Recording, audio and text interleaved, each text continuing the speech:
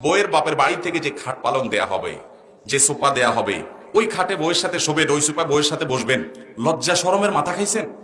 একটা মেয়ে জন্মের পর থেকে বড় হওয়া পর্যন্ত লক্ষ লক্ষ টাকা ইনভেস্ট করে তার মা বাবা তাকে মানুষ করে, ঠিক না বেঠিক? এরপরে আপনি যায়া সে মেয়েটা আস্ত মেয়েটা তুলে নিয়ে আসতেছেন। আপনি শ্বশুর মশাইকে সারা জীবন শুকরিয়া জানানো উচিত যে আব্বাজান পড়ালেখা করেছেন আপনি, সার্ভিস দিচ্ছে আমার বাসা, বড় করেছেন আপনি, সার্ভিস দিচ্ছেন আমার বাসায়, সবকিছু আপনি তাকে রেডি করে দিয়েছেন, লক্ষ লক্ষ টাকা ইনভেস্ট করছেন, আজ তো মেয়েটা তুলে নিয়ে আসলাম। সারা জীবন শ্বশুরের কাছে আপনি অবনত থাকবেন, সেটা না করে উল্টা বরং শ্বশুর বলতেছেন মেয়ে দিয়েছেন, ভালো কথার সাথে খাট পালাঙ্গ দেন। এটার চাইতে বড় জুলুম আরেকটা হতে পারে?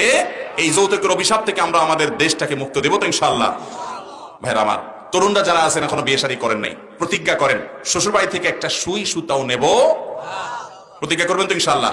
যে সমস্ত যুবকেরা এখনো বিয়ে করেন নাই, প্রতিজ্ঞা করেছেন, হাত তোলেন দেখি। আল্লাহ রাব্বুল আলামিন যুবকদেরকে যৌতুক মুক্ত বিয়ে করার তৌফিক দান করুন।